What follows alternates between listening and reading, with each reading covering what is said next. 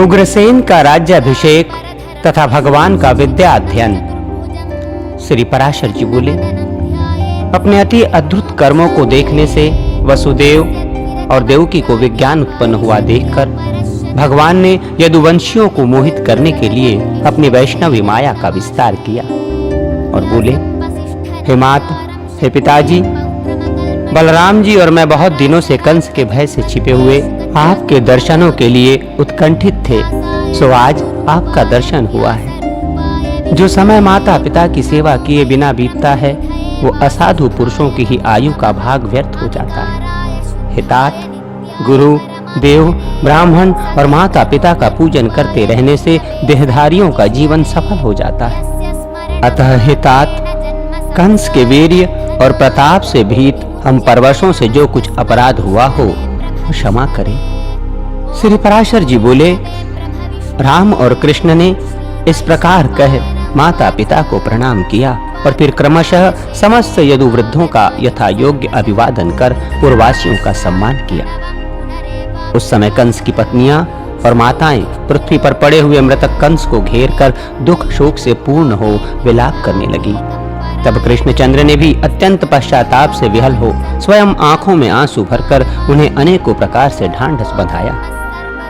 तदनंतर श्री मधुसूदन ने उग्रसेन को बंधन से मुक्त किया और पुत्र के मारे जाने पर उन्हें अपने राज्य पद पर अभिषिक्त किया।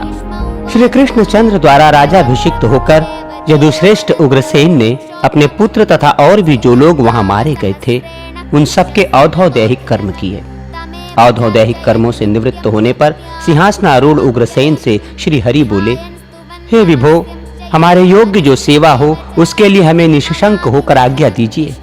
ययाति का शाप होने से यद्यपि हमारा वंश राज्य का अधिकारी नहीं है, तथापि इस समय मुझे दास रहते हुए राजाओं को तो क्या, आप देवताओं को भी आज्ञा दे सकते हैं। श्री पराशर जी बोले, उग्रसेन ने इस प्रकार कह धर्म संस्थानाप आदि कार्य सिद्धि के लिए मनुष्य रूप धारण करने वाले भगवान कृष्ण ने वायु का स्मरण किया और वो उसी समय वहां उपस्थित हो गया।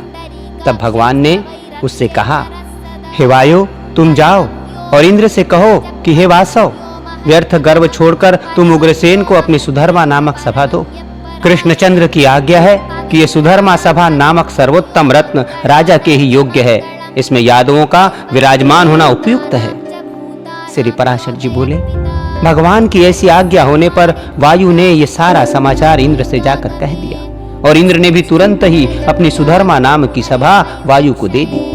वायु द्वारा लाई हुई उस सर्वरत्न संपन्न दिव्य सभा का संपूर्ण भोग वे यदुश्रेष्ठ श्री कृष्णचंद्र की भुजाओं के आश्रित रहकर करने लगे। तदनंतर समस्त विज्ञानों को जानते हुए और सर्वज्ञान संपन्न होते हुए वीरवर कृष्ण और बलराम गुरु शिष्य संबंध को प्रकाशित करने के लिए उपनयन संस्कार के अनंतर विद्योपार्जन करने के लिए काशी में उत्पन्न हुए अवंतीपुरवासी सांदीपनि मुनि के यहाँ गए। वीर संकर्षण और जनार्दन सांदीपनि का शिष्यत्व स्वीकार कर वेदाभ्यास परायण हो यथा योग्य गुरु शुश्रूषादि में प्रवृत्त रह संपूर्ण लोगों को यथोचित शिष्टाचार प्रदर्शित करने लगे। हे द्विज, ये बड़े आश्चर्य की बात हुई कि उन्होंने केवल 64 दिन में रहस्य अस्त्र मंत्रोपनिषद और संग्रह अस्त्र प्रयोग के सहित संपूर्ण धनुर्वेद सीख लिया। सांदीपनि ने जब उनके इस असंभव और अति मानुष कर्म को देखा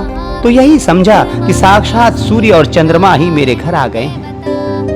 उन दोनों ने अंगों सहित चारों वेद, संपूर्ण शास्त्र और सब प्रकार की अस्त्र विद्या एक बार सुनते ही प्राप्त कर ली और फिर गुरु जी से कहा, कहिए आपको क्या गुरु दक्षिणा दें। महामती सांदीपनि ने उनके अतीन्द्रिय कर्म देखकर प्रभास क्षेत्र के खारे समुद्र में डूबकर मरे हुए अपने पुत्र को मांगा। तदनंतर जब वे शस्त्र ग्रहण कर समुद्र के पास पहुंचे तो समुद्र अर्ध लेकर उनके सम्मुख उपस्थित हुआ और कहा, मैंने सांदीपनि का पुत्र हरण नहीं किया। हे दैत्य दवन, मेरे जल में ही पंचजन नामक एक दैत्य शंख रूप से रहता है, उसी ने उस बालक को पकड़ लिया था।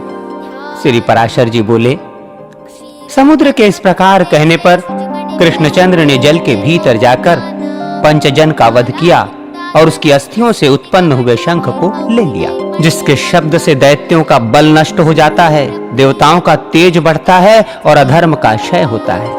तदनंतर उस पांचजन्य शंख को बजाते हुए श्री कृष्णचंद्र और बलवान बलराम यमपुर को गए और सूर्य पुत्र यम को जीतकर यम यातना भोगते हुए उस बालक को पूर्ववत शरीर युक्त कर उसके पिता को दे दिया। इसके पश्चात वे राम और कृष्ण राजा उग्रसेन द्वारा परिपालित मथुरापुरी में, जहां के स्त्री पुरुष उनके आगमन से आनंदित हो रहे थे, पधारे।